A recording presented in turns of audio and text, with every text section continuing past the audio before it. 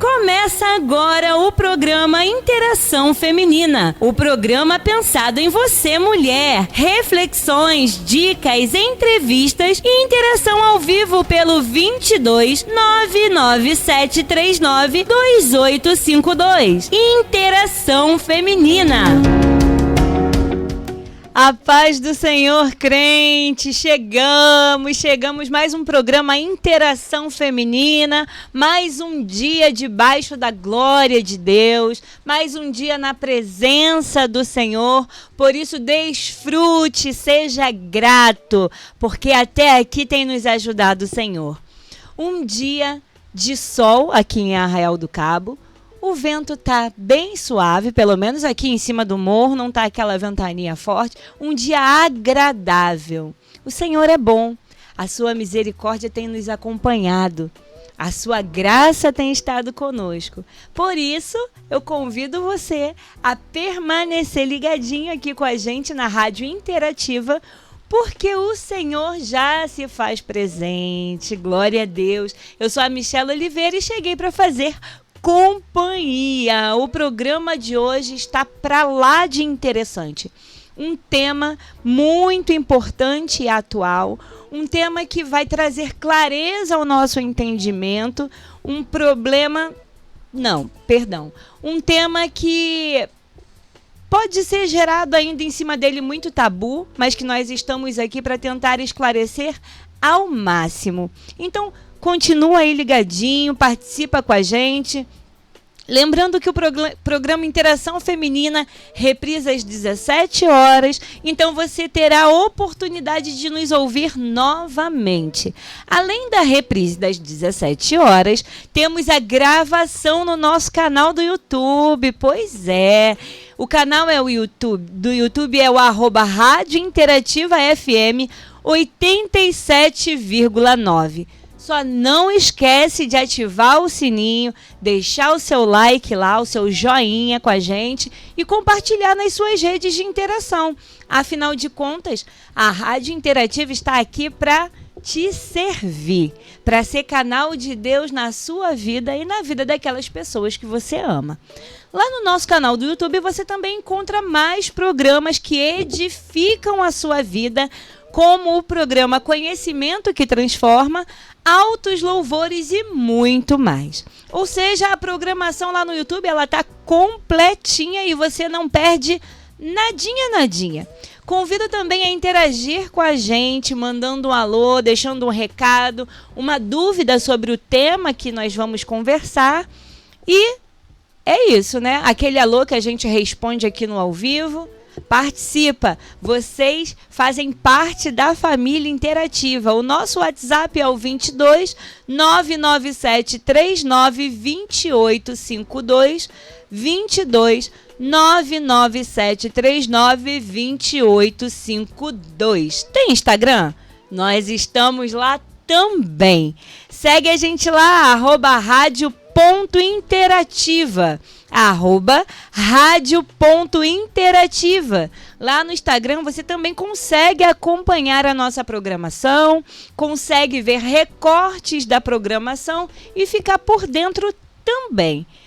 Aliás, lá você consegue acessar o link que joga para o canal completo do YouTube.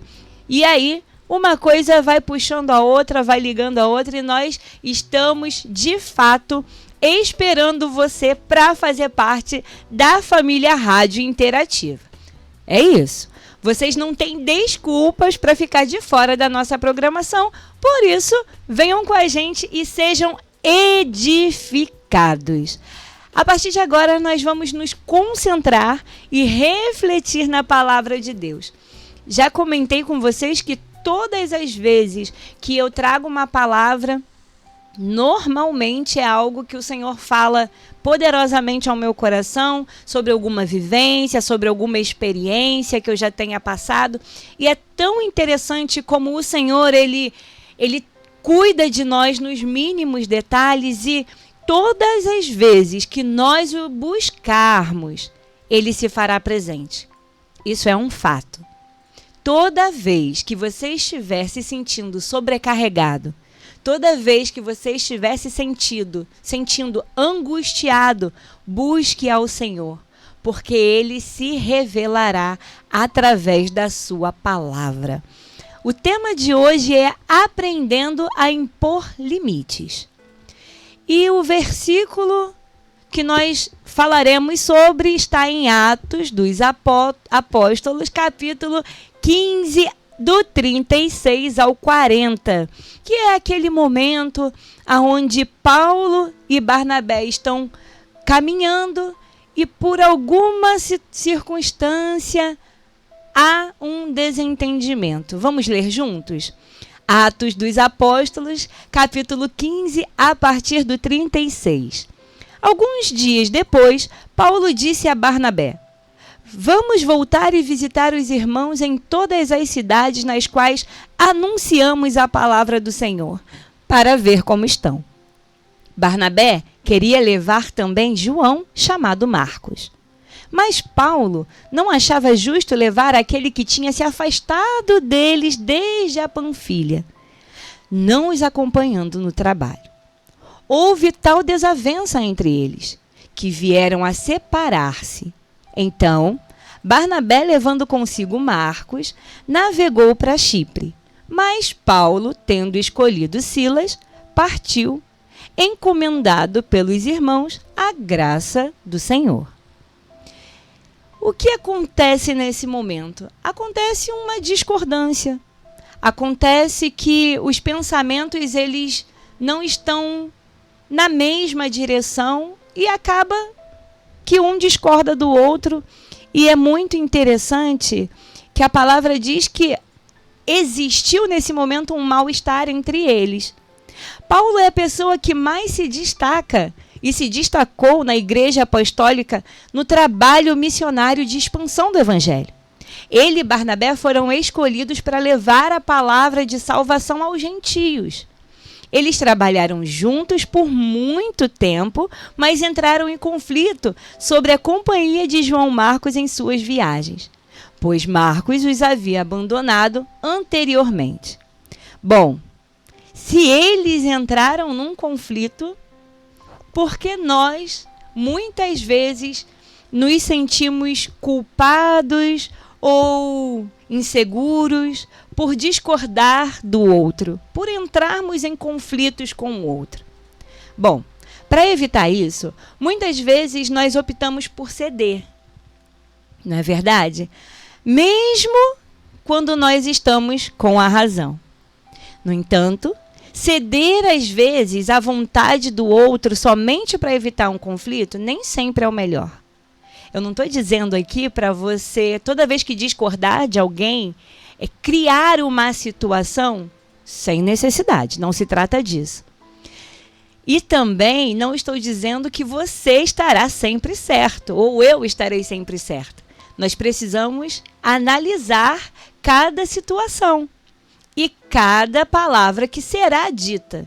As palavras elas podem ser ditas, mas sempre em amor. Amém? E por ceder demais, muitas vezes nos vemos presos em uma vida oprimida, onde nunca temos voz e nossa opinião e vontade nunca são considerados. Isso nos reduz a ser apenas sombra do outro. Por mais que digamos que está tudo bem, por dentro podemos estar destruídos. Essa situação nos leva à tristeza, à solidão e até mesmo a pensar que nossa vida não tem valor. Muitas pessoas têm a dificuldade de dizer não. Muitas pessoas têm dificuldade de colocar a sua opinião com receio de qual seria o pensamento do outro sobre a sua própria opinião. E isso pode gerar um peso sobre a nossa vida. Durante muito tempo, durante bastante tempo na minha vida, creio eu que devido à minha infância, enfim, eu tinha muita dificuldade de falar não. Porque, no meu entendimento, se eu dissesse não, eu estaria prejudicando a outra pessoa. E eu, normalmente, amo ajudar o próximo. Isso é uma característica que do meu traço, né, de identidade, ajudar ao próximo.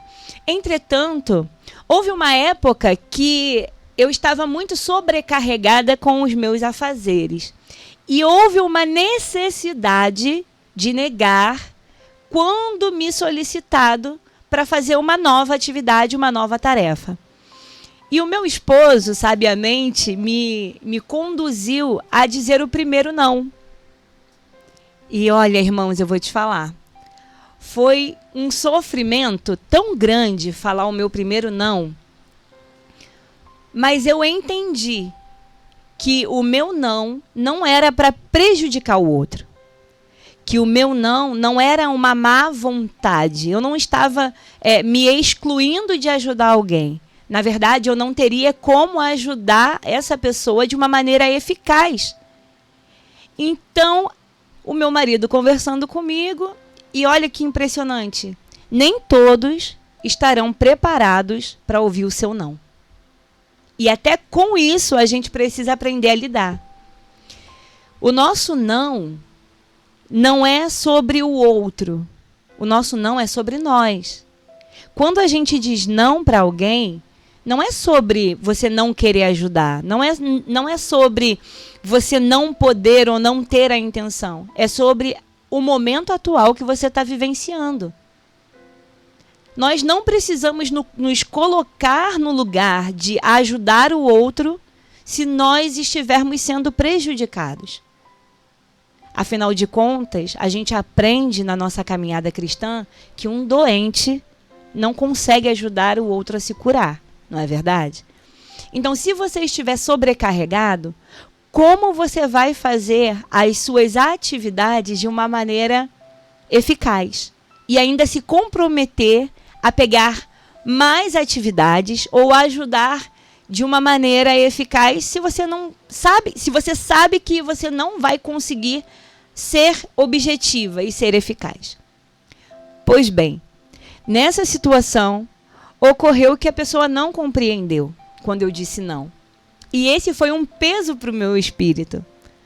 Porque a pessoa, não sei se de uma maneira perceptível até para ela, porque às vezes isso não é perceptível para quem reage ao não, né? A pessoa ficou de mau humor, questionou o meu não. Ah, mas por que não? Sabe? Mas a gente precisa passar a analisar uma coisa. Quando a gente diz sim para alguém, ninguém pergunta, por que sim? Poxa, legal, você vai me ajudar. Por que você vai me ajudar? Ninguém pergunta. Mas se você disser um não, as pessoas costumeiramente perguntam, por que não? Poxa, por que não dá? Poxa, mas é tão fácil. Poxa, mas é tão prático. Aprenda a manter o seu não. Se houver uma necessidade sua de dizer esse não, diga. Não sai por aí também dizendo não para tudo. Não é sobre isso. Mas é sobre você impor um limite. Porque às vezes a gente pensa estar ajudando também, quando na verdade a gente não está permitindo que o outro cresça dentro das suas circunstâncias, das suas vivências.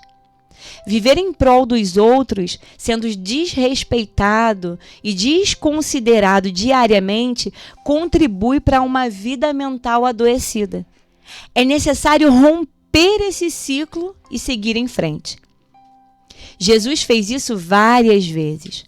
Ele não se prendia às expectativas das multidões. Ele sabia quem era e o que devia fazer. Assim, ele se afastava quando era necessário. Sabe o que é mais interessante quando a gente olha para a Bíblia? Jesus, ele poderia ajudar a todos. Jesus poderia curar a todos. Entretanto, Jesus não o fez. Jesus também dizia não. A gente precisa olhar para Jesus com um olhar mais centrado. Jesus não era um homem mau. Pelo contrário, ele era a própria bondade. Ele era a própria essência da humanidade, de uma humanidade santa, pura. Jesus, ele nunca colocou sobre nós um jugo que é pesado. Portanto, não cabe a nós pegarmos esse jugo e colocarmos sobre as nossas vidas. Quando nós impomos limites, isso não significa que a gente está deixando de amar. Pelo contrário. Muitas vezes, a expressão do amor precisa vir na colocação desse limite. Quando a gente olha para os filhos, a gente não diz sim sempre. Nós precisamos dizer não para os nossos filhos. Ou, do contrário, nós podemos acabar matando os nossos filhos. Por que as pessoas que são mais próximas, ou até que a gente não tenha tanta proximidade assim, a gente tem essa dificuldade de falar não com o receio do que poderá vir? Nós precisamos entender que nós não precisamos carregar um peso da palavra que será lançada sobre a nossa vida assim que a gente disser um não. A gente precisa se libertar disso. A falta de não da nossa vida implica em várias situações. A ausência de um limite nos torna pessoas fracas. Pessoas que não conseguem olhar para si mesmo com amor, porque olhar para o outro com amor muitas vezes pode ser mais fácil do que olhar para si mesmo com amor.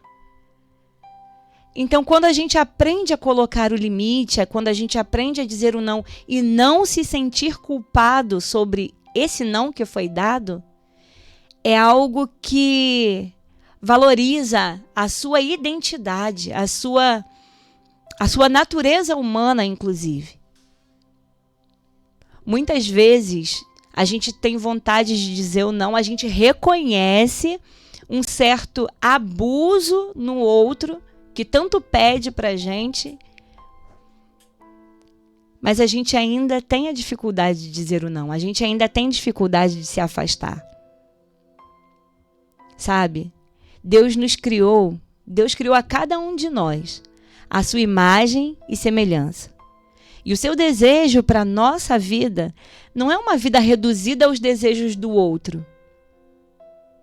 E isso em todas as nossas relações. Nós não podemos nos anular. Ou nós não estaremos desempenhando o nosso papel aqui na Terra. Se eu me anulo para ceder aos desejos do outro, o que é que eu estou fazendo com a minha vida? O que é que eu estou fazendo com os propósitos de Deus na minha vida? Nós não podemos viver prisioneiros do outro, de maneira que nós não consigamos, ao olhar para o espelho, nos identificar. Muitas vezes nós ficamos perdidos, inclusive. Nós nos olhamos no espelho, olhamos para o reflexo e não conseguimos nos enxergar. Nós acabamos perdendo a nossa identidade de tanto ceder. Nós precisamos pedir a Deus discernimento. Nós precisamos pedir a Deus que Ele retire de nós esse fardo, esse jugo que muitas vezes nós mesmos nos colocamos. O desejo de Deus para nós é uma vida plena. A sua intenção para nós é expressarmos toda a vitalidade que Ele nos concedeu, baseando-se nele para a nossa felicidade e realização pessoal. Deus, Ele não deseja que nós sejamos individualistas e egoístas. Por isso, ao dizer não, não pense que você está sendo egoísta. Pense que para tudo na nossa vida nós precisamos de um equilíbrio. Nós não podemos dizer sim para tudo, mas em contrapartida não podemos dizer não para tudo. Nós precisamos de equilíbrio. Nós precisamos de discernimento. E quando você disser um não, não se sinta culpado. Talvez aquela pessoa esteja precisando ouvir um não justamente para aprender a lidar com o não que ela deixou de receber. Talvez Deus esteja tentando trabalhar na sua vida para que outras vidas sejam direcionadas e tratadas a entender que não é tudo conforme o desejo delas, mas que existe um desejo maior sobre as nossas vidas. O desejo do próprio Deus.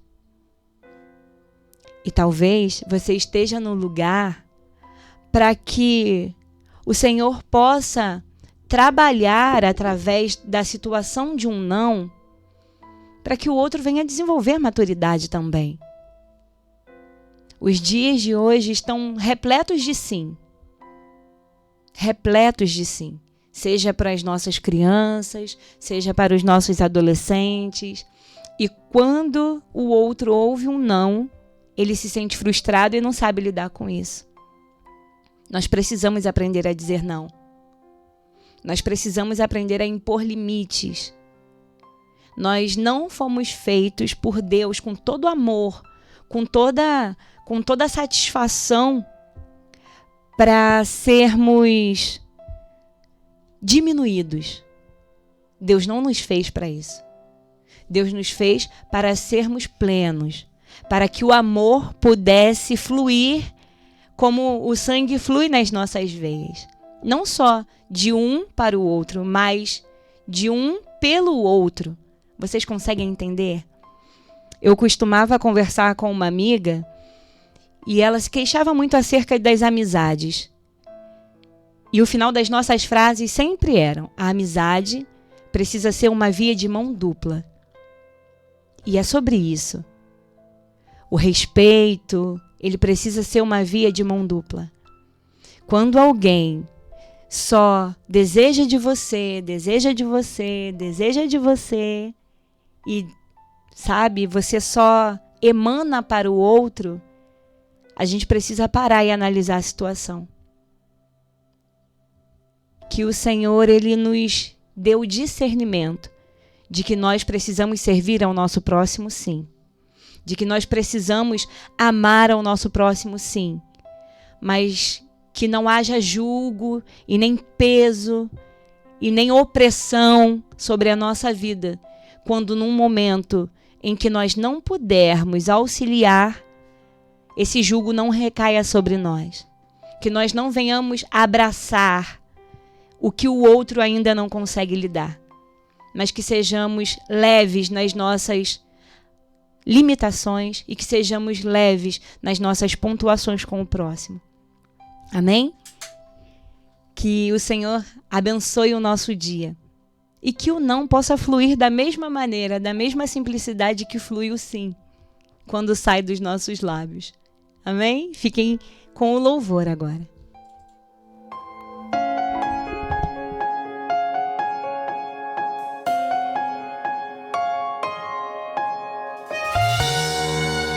Você está ouvindo o programa Interação Feminina.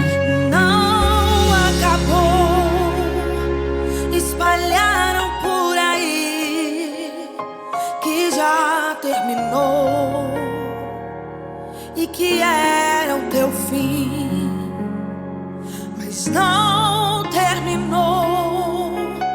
Se enganou quem pensou que a história findou, se equivocou. Eu vou mostrar pra quem achou que terminou. Eu vou deixar pensarem que o projeto falhou. Eu vou chegar depois só pra impressionar. Eu tô montando um contexto porque eu quero impactar. Eu já lhe aviso logo, não pense que morreu, que a história acabou e que você perdeu. Eu vou entrar no ambiente pra operar, com os olhos da fé passe a enxergar que ainda tem vida aí. E mesmo que o cenário diga que é o fim e as evidências gritam que é pra desistir, mas eu estou dizendo ainda existe vida aí, ainda tem vida aí. E o tempo não limita o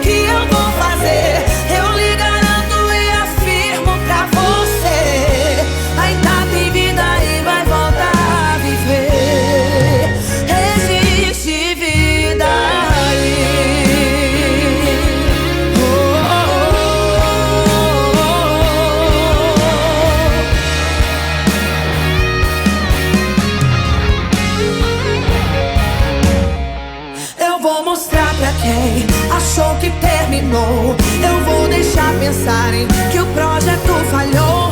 Eu vou chegar depois só pra impressionar. Eu tô montando um contexto porque eu quero impactar. Eu já lhe aviso logo, não pense que morreu, que a história acabou e que você perdeu. Eu vou entrar no ambiente pra operar, com os olhos da fé passei a enxergar que ainda tem vida aí. E mesmo que o cenário diga que é o fim, e as evidências gritam que é pra desistir, mas eu estou dizendo ainda existe vida aí. Ainda tem vida aí. E o tempo não limita o que eu vou fazer. Eu lhe garanto e afirmo pra você, ainda tem vida aí, vai voltar a viver. Existe vida aí.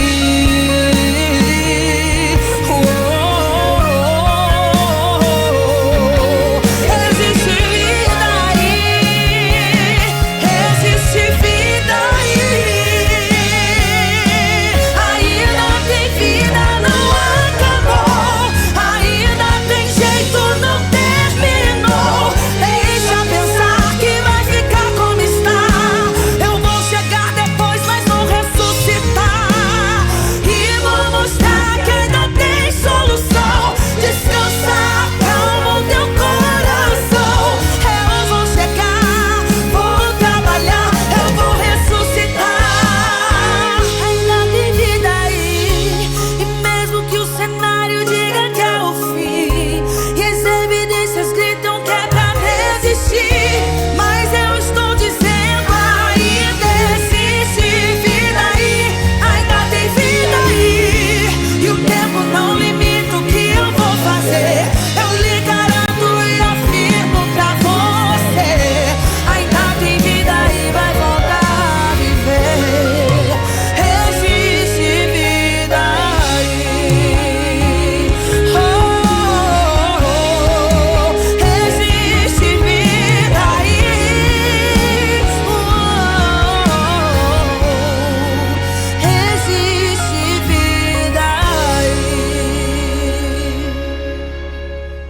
Existe vida aí. Existe vida aí, existe vida aí, existe um Deus que é a própria vida. Agora é a hora da interação.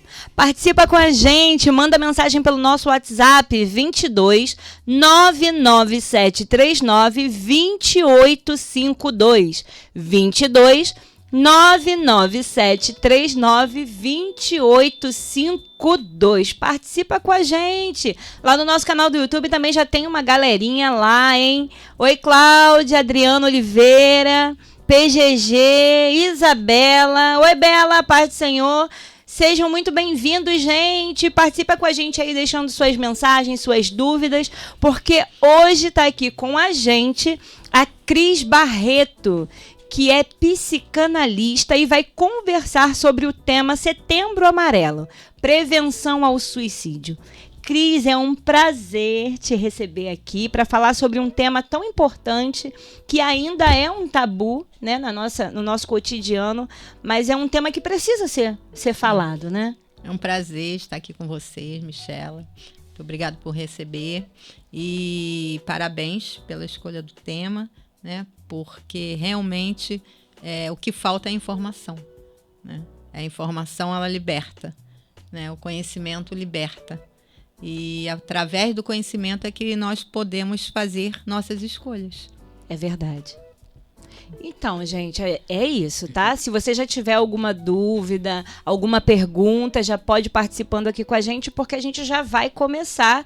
E para a gente dar início, eu queria saber, Cris, a sua opinião sobre a importância do Setembro Amarelo para a conscientização sobre a saúde mental. Como eu falei, o conhecimento, né? Quando você tira um tempo para conhecer sobre qualquer assunto, você consegue administrar melhor qualquer dificuldade.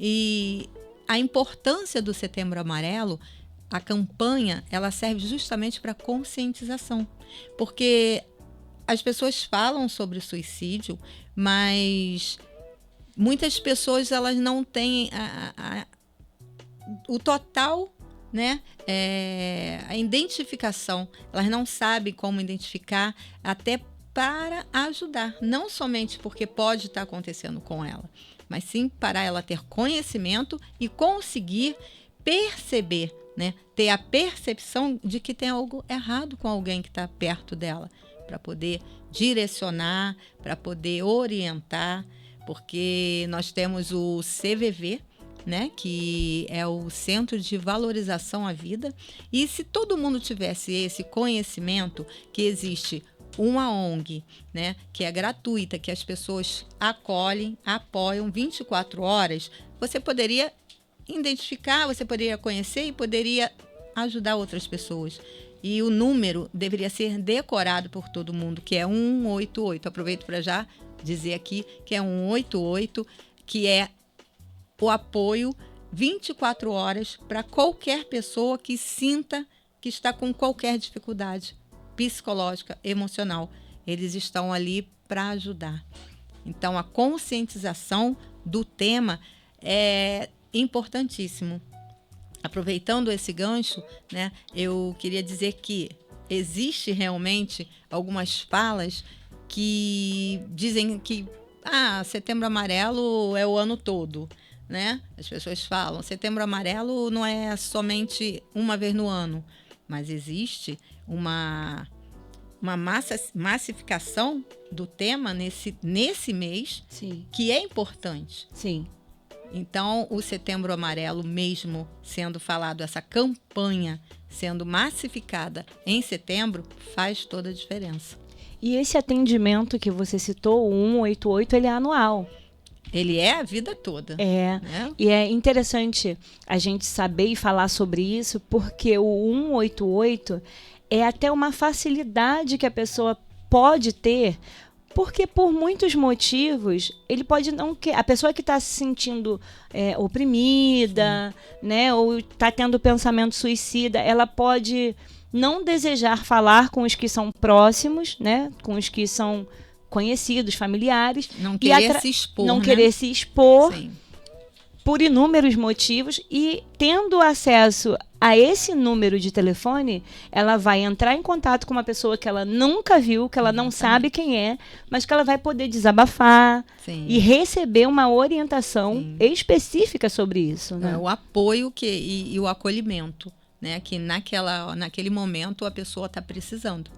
Então, é super importante que todo mundo tenha mas eu nunca pensei em suicídio, mas você pode um dia ter a oportunidade de ajudar alguém. Sim. E por isso que eu falo que o conhecimento ele liberta, porque quando você tem um número gravado, você pode estar salvando vidas e você nem sabe. É verdade, é verdade. E Cris, como a psicanálise pode ajudar a prevenção do suicídio? Então, a psicanálise é uma abordagem, Sim. né? Que trabalha com a fala, né? A fala, através da fala, as pessoas se curam. Sim. Né? Muitas pessoas elas não conseguem se colocar, falar sobre seus problemas. E a psicanálise é uma abordagem que tem essa ênfase na fala, na escuta, né? Na escuta. E a gente costuma dizer que a fala, ela cura, né? Você falar sobre o que você está sentindo, cura. Então, dá a oportunidade das pessoas expressarem através do que elas sentem. Ter alguém ali, sem julgamento, que está entendendo aquela fala, pode salvar vidas. Então, a psicanálise é a cura pela fala. E é interessante que, diferente de outras abordagens, a psicanálise ela vai de uma maneira mais aprofundada. Sim, né? A psicanálise ela trabalha, é uma área investigativa que trabalha através do inconsciente, né? Para que você possa reconhecer a origem do problema, a origem da sua dor, né? Porque muitas vezes pode ser um trauma guardado na infância, pode ser alguma coisa que tenha sido um padrão que você vem seguindo, né, crenças limitantes, né, que são as crenças que te limitam, que você passou a vida toda ouvindo e acreditou naquilo, e que pode ter dificultado a sua vida em muitas áreas e te atrapalhar em muitas áreas. Então, a psicanálise, ela é investigativa e a gente trabalha com essa preocupação de investigar o passado da pessoa, né, o inconsciente, coisas que às vezes estão guardadas, Sim. Desbloquear, né, pensamentos e essas dores que às vezes podem estar guardadas no seu inconsciente. Perfeito. E quais são os principais fatores que podem contribuir para o aumento do caso dos suicídios? O suicídio, ele é multifatorial, né? Nós não podemos dizer que existe apenas um motivo, mas alguns fatores a gente pode abordar, algumas coisas que a gente tem conhecimento, que são comuns, que um deles é a depressão. Sim. A depressão, ela é uma doença, né, que leva a pessoa a um estado emocional, a um estado de tristeza profunda. Quando você tem um estado de tristeza profunda, e muitas pessoas, elas têm depressão e às vezes ela não sabe que está com depressão, quando essa pessoa ela se encontra nesse estado, ela perde a vontade de viver. Ela não tem vontade, ela não consegue, é maior que ela, né? Então, quando você não tem vontade de viver, quando você não tem perspectiva, quando você não tem esperança, o que fazer? Essa pessoa começa a ter pensamentos suicidas. Essa é uma das coisas que pode levar a pessoa a ter esses pensamentos. Outro fator que pode também levar a pessoa ao suicídio é o uso de drogas, né? A pessoa que usa droga, que fica dependente, ela pode ter pensamento suicida por vários motivos, tanto porque ela pode sair da realidade, né, e não ter mais controle, como também por querer sair e não conseguir e não ter um apoio, ela pode também achar que não tem mais jeito. E aí isso pode levar também ao suicídio. Existem várias doenças psicológicas que podem levar a pessoa ao suicídio. Uma outra doença é a esquizofrenia. Sim. Que a pessoa sai da realidade. Então, ela realmente, a esquizofrenia é uma doença, né? A gente não pode achar, né, rotular uma pessoa que tem esquizofrenia. Tem tratamento, a depressão também tem tratamento. Mas a esquizofrenia é uma doença que leva a pessoa a pensar em suicídio ou cometer suicídio justamente porque ela sai da realidade, ela ouve vozes, a realidade dela é totalmente diferente. Então, ela pode ser levada a cometer o suicídio ainda que ela não tenha nem... não saiba nem o que está fazendo. Entendi. Existe o fator genético também? Existe biologicamente, sim. A parte biológica, eu não diria genético, né? Isso ainda está em estudo. O que a gente sabe é que, por exemplo, pessoas que têm na família outras pessoas que já tiveram depressão, têm uma predisposição para ter depressão também. Sim. Né? Então, aí entra a genética. Mas existe a parte biológica e por causa disso que a depressão ela tem cura, né? E ela tem grau. Então, quando você perceber que tem alguma coisa desestimulando você, que você não tem vontade de sair de casa, que você quer se isolar, é bom fazer exame, né? Procura um médico, faça exame. Como é que estão os seus hormônios? Está tudo bem? Se está tudo bem, o que a gente faz? Já parte para a parte emocional. Sim. Vamos fazer terapia? Vamos ver se está tudo bem? Se é uma depressão leve, a terapia pode resolver.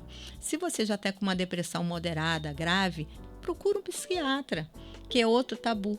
Sim, é um estigma, né? As pessoas acham que o psiquiatra é um médico de maluco. Sim. As pessoas acham que vão ficar dopadas para sempre, tomar remédio para sempre. E não é assim, né? Eu sei que existe um histórico ruim sobre medicamentos, medicamentos controlados, mas essa época passou. Hoje nós temos médicos maravilhosos, psiquiatras que também são psicanalistas ou psicólogos, e também medicamento que você vai tomar, às vezes, para ajustar, né? Para poder o seu hormônio ele entrar num nível normal, né? Porque às vezes falta o quê? Falta dopamina, né? Falta serotonina, que são hormônios do bem-estar, hormônio da alegria. Sim. E partindo desse princípio de que ou biológico ou qualquer outro desses fatores que foram citados, como a família, né? Como é que a família, qual seria o papel da família para apoiar alguém que conseguiu expor esse pensamento suicida? Porque em muitos casos não conseguem, né? E por sua vez a família também não percebe. Como é que a gente pode deixar aqui uma lâmpada acesa para os familiares? A família, ela é a base, né? Ela é a base de todas as pessoas, né? É na família que você precisa se sentir acolhido. É na família que você precisa ter segurança. A família é o seu porto seguro.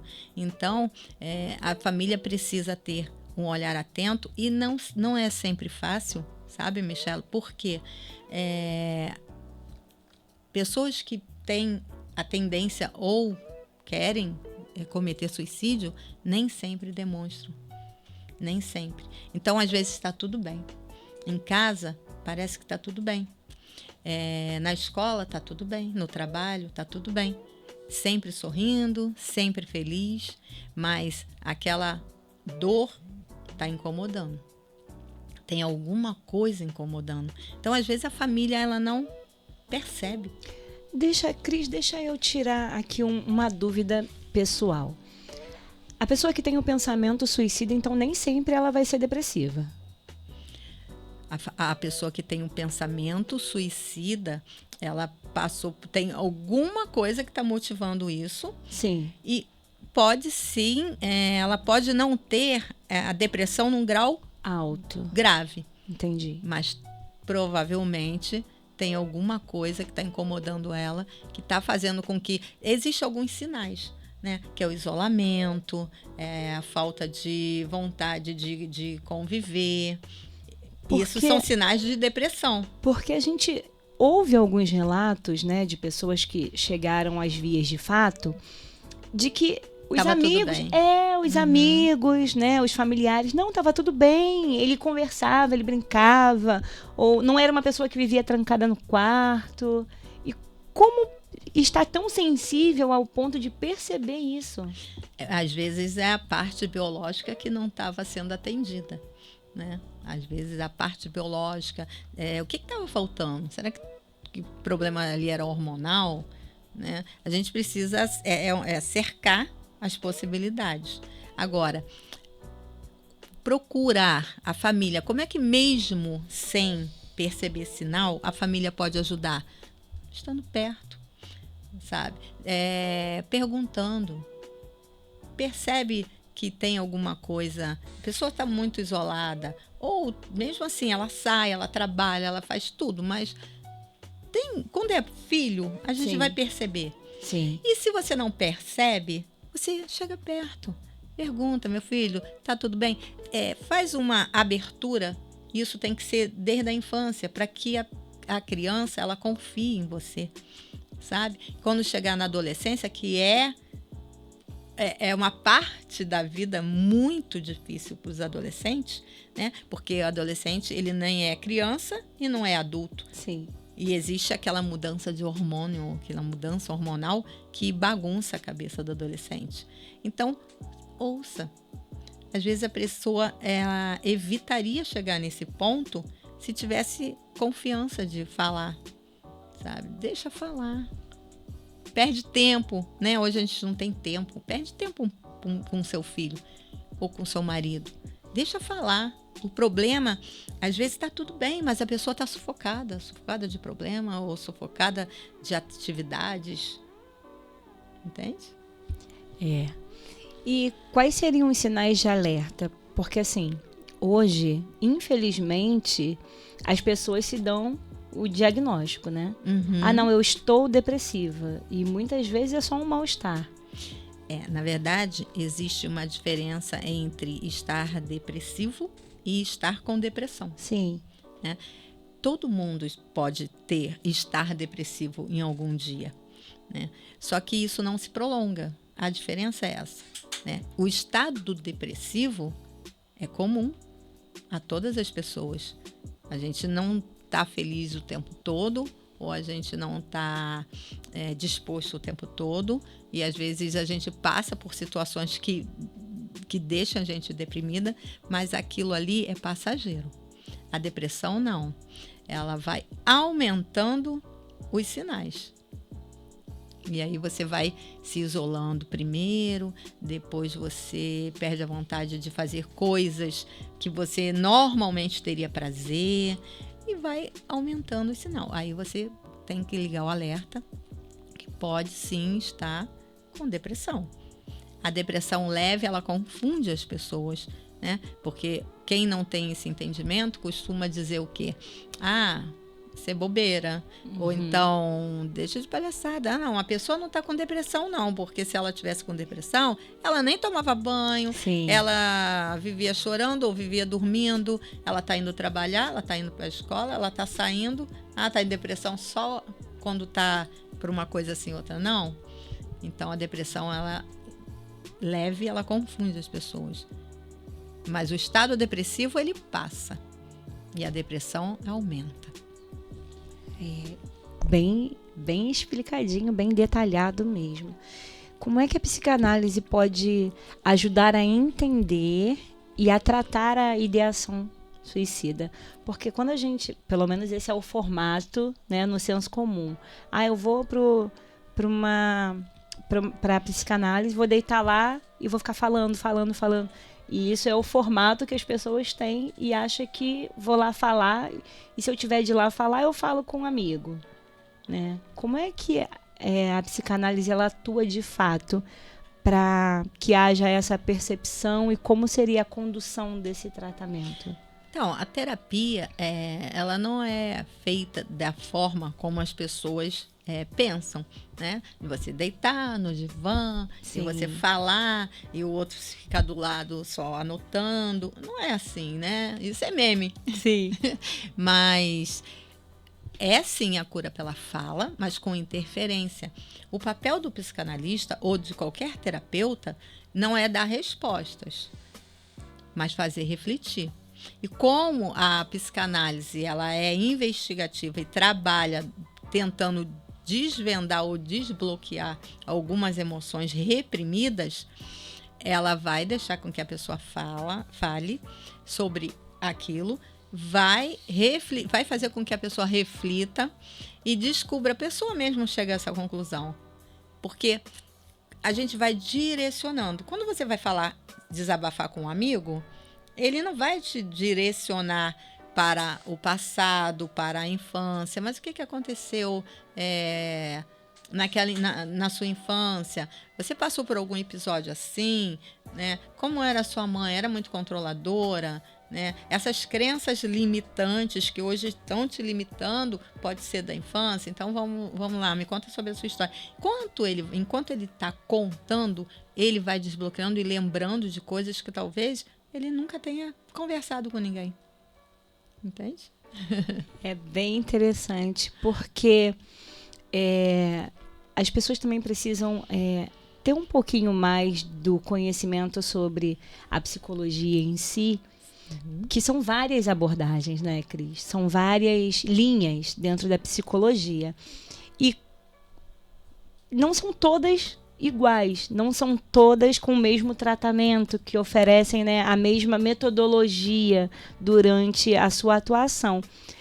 Porque as pessoas vão a um psicólogo ou a um psicanalista, não sabe a diferença entre uma coisa ou outra, né? Nem por mal mesmo, mas só vão porque foi encaminhado. Falta de conhecimento. E vão porque foram encaminhados e talvez não se adeque àquela metodologia e já desistem. Esse também é uma situação. Eu conheço pessoas e precisam também entender que precisa haver uma identificação. Com certeza. Né? Então, assim, tem que haver uma empatia dos dois lados. Sim, eu conheço pessoas que foram ao psicólogo, né? E olharam, participaram de uma sessão apenas. Ai, não gostei, não volto nunca mais. Ai, que coisa horrível. Só que não se permitiram, né? Uma segunda chance, ou não buscaram mais informações sobre o tratamento, como seria a abordagem, como seria, né, direcionada cada sessão. E assim, existem muitos mitos, né, tanto sobre o suicídio, e muitos mitos sobre o tratamento, né, sobre o direcionamento desse tema. E quais são os mitos mais comuns sobre o suicídio que você gostaria de desmistificar hoje? Então, o primeiro mito, né, que mais comum é a fala que falar sobre suicídio leva alguém ao suicídio. Falar sobre suicídio de maneira responsável, ela traz conhecimento e conscientização. Não é pregar o suicídio, não é incentivar o suicídio, mas quando você tem uma fala preventiva, quando você tem uma fala responsável, você está ajudando e não atrapalhando e nem levando ninguém ao suicídio. Esse é um mito, né, que nós devemos tirar do nosso vocabulário. Falar sobre suicídio de maneira responsável não leva ninguém ao suicídio. E como é que a gente pode lidar com o estigma em torno da busca da ajuda para os problemas da saúde mental?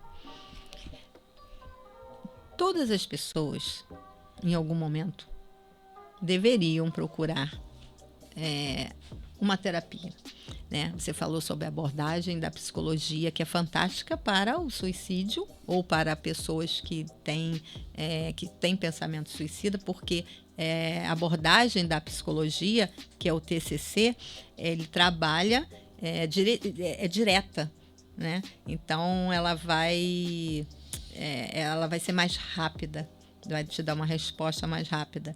Então é uma abordagem significativa e muito eficaz na prevenção ou na ajuda a quem está pensando ou passando por problemas que possam levar ao suicídio, né? Então, toda ajuda é bem-vinda, né? Toda terapia tem a sua importância. E uma coisa que também é um tabu, não é um tabu, é uma dificuldade, é procurar o psiquiatra.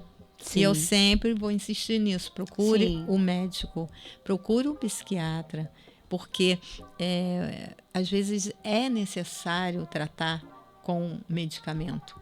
Sim. Só a terapia não vai resolver. E tem duas vertentes, né? Tem aquela vertente do pessoal que tem uma fobia da medicação, e tem o pessoal que está também levando meio que na brincadeira o fato de você estar sendo medicado, né? Tá levando viciado, né? Tudo toma remédio. Tudo toma um remédio. Isso aí a gente já vai esbarrar na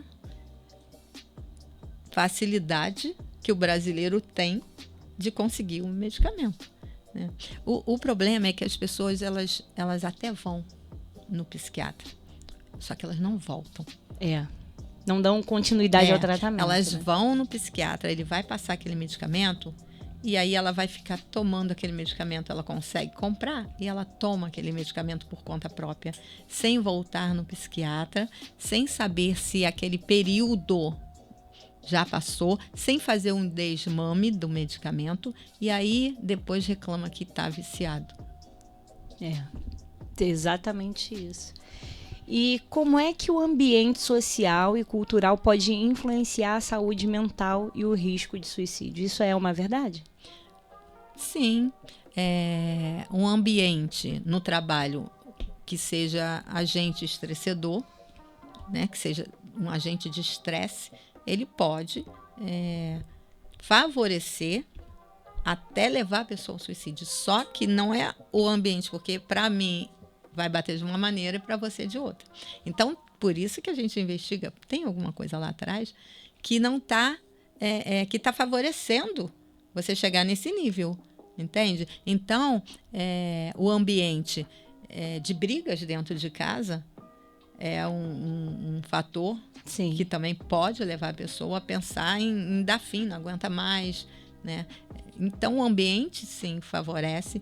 A cultura favorece por causa da falta de informação, e também a falta de procurar, né, essa interação com o médico, essa não aceitação. Então, favorece, sim. Só que não é uma regra, né? Para cada pessoa, depende muito do estado emocional dessa pessoa, depende de como essa pessoa ela lida com suas questões. Então, tudo vai depender muito individualmente de cada caso. Cris, e como lidar com uma pessoa que fez a sua tentativa, foi frustrada? Como lidar agora com esse ser humano que já teve a primeira tentativa, e como não sobrecarregá-lo, né? Porque pode acontecer também essa sobrecarga. Ai, poxa, sei lá, um filho, Deus me livre, mas um filho tentou o suicídio. E como eu vou lidar com esse filho agora? Então, quando você... uma outra... A gente estava falando sobre estigma. Uma outra fala que a gente tem que ficar atento é que as pessoas costumam dizer que quem quer se matar, se mata. Sim. Né? Que não existe isso de tentar e não morrer. Que, se quisesse realmente se matar, não tinha tomado 3 comprimidos, tinha se jogado da ponte. Não. As pessoas, elas fizeram aquilo, é um grito de socorro, porque ninguém quer morrer. A pessoa que tenta o suicídio, ela não quer morrer. Ela quer se livrar daquela dor imensa que ela está sentindo. E ela vai usar o que tiver mais próximo, né? E quando essa pessoa não chega, né, a finalizar o ato porque foi socorrida, ou o medicamento não foi, graças a Deus, o número que necessitava para levar a óbito, essa pessoa tem predisposição. Sim. Então, precisa de um olhar atento, precisa sempre ter alguém por perto. Isso pode ser feito sutilmente, sim, né? Principalmente cercar de carinho, de apoio, terapia, medicamento. Essa pessoa não vai poder ficar simplesmente sem ter um apoio. Tratamento. Sim. Tanto um emocional como um medicamentoso. Sim, nós temos aqui um participante.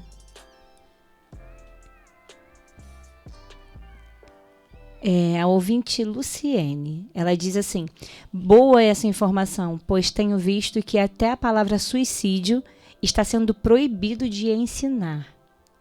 Então, é muito importante, de fato, esse tema, para que alcance as pessoas que existe essa necessidade de cuidado com o próximo, né? E esse próximo pode estar dentro da nossa casa. Sim.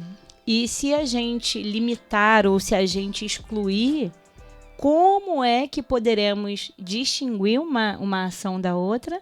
Como poderíamos auxiliar numa prevenção, né? E até numa maneira de pós, né? Tentativa frustrada, porque são situações que não... A população não é formada em psicologia. A população não tem total acesso a um tratamento que o próprio pai, mãe, né, avô, quem estiver lidando... A maioria das pessoas, né, não sabe nem que existe esse acolhimento gratuito. Exatamente. Exatamente. Então, assim, é um tema que a gente precisa falar sim, que a gente precisa repassar as informações. Então, vocês que estão nos ouvindo, mais uma vez, não se trata apenas de divulgação de canal, gente. Se trata de divulgação de informação. Sim. Vocês que estão ouvindo o programa de hoje, que estão compreendendo a importância do tema de hoje, nós estamos falando sobre vida. Nós estamos falando sobre acolhimento, nós estamos falando sobre amor ao próximo. Então, compartilhe aí nos seus grupos de interação, compartilhe nas suas redes, porque a gente olha hoje para a juventude, né? Esse ato pode ocorrer em todas as fases, mas a gente olha hoje para a juventude e percebe que existe um número crescente de adolescente fragilizado. Né, de uma juventude fragilizada. O nosso pastor, inclusive, estava comentando ontem que na época dele, que também é a minha, a gente quase não ouvia falar. E aí alguém pode dizer, mas é porque não havia internet. Não, é porque de fato o número cresceu. Se nós nos debruçarmos e fizermos uma pesquisa mínima que seja, a gente vai ver que os índices de suicídio eles cresceram. Se o índice de suicídio cresceu, é porque o índice de sofrimento está crescendo. E nós precisamos estar atentos para tentar, ao menos, ser mediadores. O nível de insatisfação também cresceu, né? As pessoas, justamente por causa da internet, a busca pelo mundo fantasioso, né, faz com que você fique cada vez mais insatisfeito com a sua própria vida. O que a gente não tinha, a gente era livre, brincava na rua, né? Estudava, não tinha também tanta obrigação, né? Quase adolescente ou crianças, hoje elas começam a ter obrigação de adulto muito cedo. Sim. E isso é uma pressão. Pode ser que para um não e para outro, porque tudo depende da maturidade. Sim. A gente não tem maturidade igual. E existe uma fala, né, Cris, que eu ouço bastante, e a gente precisa entender que nós somos indivíduos, que cada um tem a sua percepção de informação. Exatamente. Né? E eu ouço muito a frase que me deixa bastante incomodada, comigo... Não acontecia. Não acontecia. Eu trabalho desde novo e nunca tive isso. Sim. O meu pai agia assim comigo, falava assim comigo e eu nunca fiquei assim. Porque você é um, o seu filho é outro, o seu neto é outro, sua esposa é outra. Pode ser que também ele seja, sim, o jeito que ele está falando que não é. Um adulto que trouxe crenças limitantes. Sim. E como adulto, ele pode estar repetindo, né, esse padrão com os filhos. Sim. Mas se você parar para investigar, pode sim ter tido coisas que foram feitas com ele que trouxe algum problema psicológico. Sim. Que uma pessoa ansiosa, uma pessoa impaciente, depressiva. Então, isso tudo cai de novo na falta de informação. E já falando também sobre a família e essa interação, qual a importância da comunicação aberta sobre a saúde mental no contexto familiar? Porque a gente conversa muito sobre o trivial, né? A gente... como foi seu dia, né? Como foi na escola? E normalmente a resposta da criança é, foi bem. E ali encerra. A criança responde. A criança, o adolescente, né? O filho já é jovem, eu tenho um filho de 23 anos, que costumava sempre responder o quê? Normal. Mas que normal é esse, né? Qual é o seu normal? Exatamente. O normal. Então, e vamos dizer a verdade, é bem prático, né? Para mãe que trabalha o dia todo, tá tudo bem, então. Foi normal, tá tudo bem. Né? É uma maneira da criança não querer falar. Né? Então, ficar atenta. A família tem que construir um ambiente seguro. Sim. E tem várias maneiras de fazer isso, mesmo hoje em dia, quando o pai sai para trabalhar, a mãe sai para trabalhar, a criança tem muitos afazeres.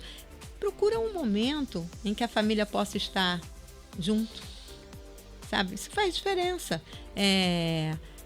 Se todo mundo está em casa na hora do almoço, reúne na hora do almoço. Se é na hora do jantar, reúne na hora do jantar. Hoje em dia, a maioria das famílias, cada um come num cômodo. Sim. Não é dizer que tem que ser uma regra para sempre, né? De vez em quando acontece, eu tenho um jogo para ver, vou comer no meu quarto. Ou então, eu quero comer na sala. Ou outro. Mas isso não pode ser sempre. Então, tem que ter um momento. A família precisa construir, né? E isso começa lá no início, construir uma relação afetiva. Sim. Que deixe o outro, isso eu não estou falando só de pai e filho, estou falando dentro da família, seja lá quem esteja dentro dessa família, um ambiente afetivo que a pessoa se sinta o quê? À vontade para falar. Eu acho interessante que lá em casa hoje os horários são completamente diferentes. Antes, na infância, era fácil, né? Uhum. Os 2 filhos, né, praticamente no mesmo horário da escola, então a gente conseguia um tempo maior com os filhos. Embora a gente sempre tivesse trabalhado o dia inteiro, mas o momento era mais ajustável, né? Uhum. E hoje a gente tem essa dificuldade, porque o filho já trabalha, Sim. né? E a filha já está encaminhando também e tudo mais. Só que é muito interessante que o cômodo da casa, onde a minha família se reúne, é no nosso quarto, no quarto do casal. Uhum. E é bem interessante e a gente analisar isso, que o meu filho, ele é mais introspectivo. A minha filha, se tiver um dia ruim, na mesma hora, mãe, preciso conversar. Essa é a diferença. Quando você fala, né, quando você perguntou como que a família fica atenta, já tem uma característica nele que precisa de mais atenção. Sim. Porque se você não puxar, ele não fala. Exato. Então você precisa ter, né, essa visão de que com ele vai ser de uma maneira e com ela não precisa se preocupar nesse ponto. Nesse aspecto. Porque ela vai falar. Exatamente. E aí, como é que ele faz para eu saber que não tá tudo bem? Ele vai pro meu quarto. Uhum. Ele não fala. Tem o jeito dele, Ele tem o jeito dele de se comunicar. Ele vai pro quarto dele. Pro meu quarto. E lá no meu quarto, às vezes a gente nem conversa. Só deita no colo. Isso. É isso aí. Deita no colo, se acolhimento. aproxima. Ele hoje, eu achei muito interessante. Quantos anos ele tem? Vai fazer 23. O meu faz igualzinho, tem 23. Daí, é muito interessante porque ele hoje acordou de manhã, pegou, foi tomar café, sentou do meu lado. Aí eu olhei, né? Fico ponderando para não falar muito, porque ele não é de falar muito. Uhum. E eu também, se abrir minha boca, eu atropelo todo mundo, né? De tanto que eu falo. E ele ficou do meu lado, eu dei um beijo, foi o suficiente. Uhum. E assim, e óbvio, né? Quando ele precisa conversar, que tá muito pesado para ele, ele consegue se abrir. Mas a maneira dele, do escape dele, é completamente diferente da minha filha. Uhum. Tivemos... Ele precisa de um preparo para se abrir. Um preparo. Né? Que é o acolhimento. É o acolhimento. A minha filha, não. É muito interessante, porque se tiver um dia meu muito agitado de serviço, ela já vem assim: hoje você consegue me ouvir? Como é que a gente, dentro de casa, precisa ter um olhar diferenciado para cada integrante dessa família. Por isso, a nossa preocupação no programa de hoje é justamente essa. Né? Eu estou dando o exemplo da minha família, mas muitas famílias não conseguem criar uma rotina, mas é uma necessidade. É uma necessidade de encontrar pelo menos um momento. Não dá para ser todo dia, que seja no final de semana. Em algum momento, essa família vai se encontrar dentro de casa. Em algum momento. E precisa ser esse encontro de qualidade, né, Cris? Precisa ser... o que vai fazer com que a pessoa se abra é justamente ter esse momento. Pode não ser no primeiro momento, né? Mas se você der essa possibilidade de você, se você ofertar, se você oferecer a possibilidade dessa abertura acontecer, pode ser vendo um filme, né? Se reunir junto, pode ser não fazendo nada, tomando um café. O ambiente acolhedor, ele é facilitador. E qual é o papel da autoaceitação e da autoestima para a prevenção ao suicídio? O conhecimento de si mesmo. Quando você se conhece e se aceita, quando você aceita, né, que você não é obrigado a dar conta de tudo, quando você aceita que você não é obrigado a saber tudo, quando você aceita os seus defeitos, não tem como você ter uma baixa autoestima. Você precisa entender que não tem que ser igual ao outro. Aceitar os seus defeitos. Isso também vem muito de crenças, de cobranças. Sim. Você precisa entender que pode errar. Tá tudo bem. Sim. Você não precisa ser super-herói. Algumas pessoas, elas têm uma crença que limita, né, que deixa insegurança justamente porque foram muito cobrados, Sim. foram muito pressionados, às vezes uma criação muito autoritária de mães ou pais muito autoritários, cobrando sempre perfeição, vai fazer com que essa pessoa tenha dificuldade de se aceitar na sua imperfeição. A gente percebe uns sinais na infância, eu digo quanto profissional da área de educação, que é impressionante e marcam muito. É uma criança que, por exemplo, não pode escrever uma letra que, de acordo com um padrão pré-estabelecido dentro da sua casa, não esteja boa o suficiente. E a criança, ela entra num mecanismo de perfeccionismo tão grande que isso gera estresse e gera na criança uma ansiedade. Sim. Tão grande. Em uma das minhas experiências, eu tive uma situação de uma criança de 6 anos que fazia tratamento para ansiedade. Olha. E o interessante é que isso não era da criação da mãe e do pai, porque a gente acompanhava, né? Os pais eram bem tranquilos e a mãe se cobrava justamente por isso. Ela, nossa, eu nunca cobrei isso da minha filha, o que está acontecendo? Né? E aí, dentro do tratamento, ela foi percebendo que não era na atividade escolar, mas eram em algumas falas sem intenção. Sim. Mas a maneira refletiu na escola, né? Sim, mas na maneira como a criança estava recebendo aquilo ali. A comunicação entra aí. Porque é claro que nenhuma mãe e nenhum pai quer causar isso. Sim. O problema é que a comunicação não é o que você fala, é como o outro entende. Isso. Então você precisa ter certeza que passou a mensagem que você queria passar. E a comunicação é para tudo, né? É com o casal, é com o filho. Você precisa ter certeza que você entendeu aquilo que eu quis dizer, porque às vezes o outro entende de outra maneira. Sim. E essa criança, ela estava entendendo de outra maneira. Sim. E como os profissionais da área da saúde mental podem colaborar com campanhas de conscientização ao suicídio? Fazendo isso que nós estamos fazendo aqui hoje. Né? Falando. Sim. Né? Colaborando com seu conhecimento, dando oportunidades, né? Criando oportunidades para que a informação chegue até o público, né? Participando de palestras. Né? A gente tem que sair da bolha. Sim. Do consultório, né? Porque eu atendo em consultório também.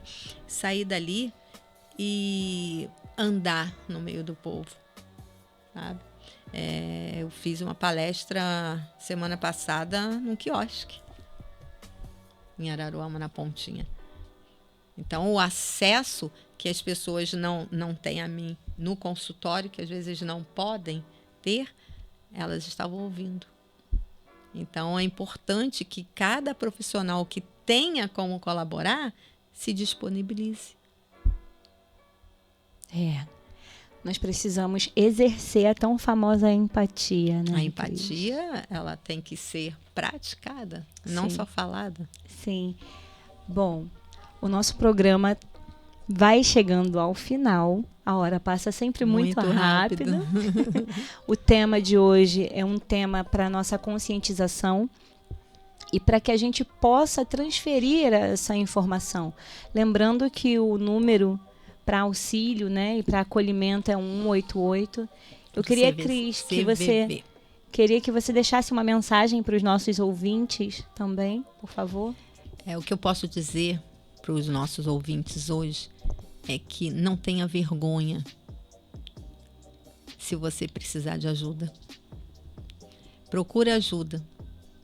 Fale sobre seus problemas com a pessoa certa, mas fale sobre seus problemas.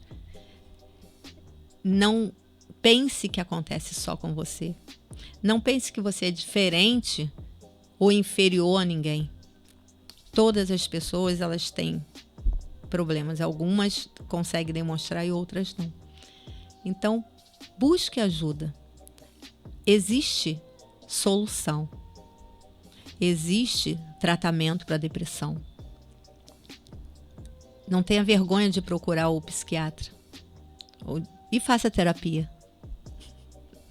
Bom, Cris, foi um prazer te receber aqui. Espero que você volte mais vezes para a gente falar sobre outros temas, né, que são importantes, que tenhamos o conhecimento, que as pessoas possam quebrar esse tabu de uma vez por todas, de pensar que ao falar de suicídio acontecerá um suicídio. Não se trata disso. Nós estamos aqui para falar sobre o tema, para que a informação de uma maneira responsável possa auxiliar.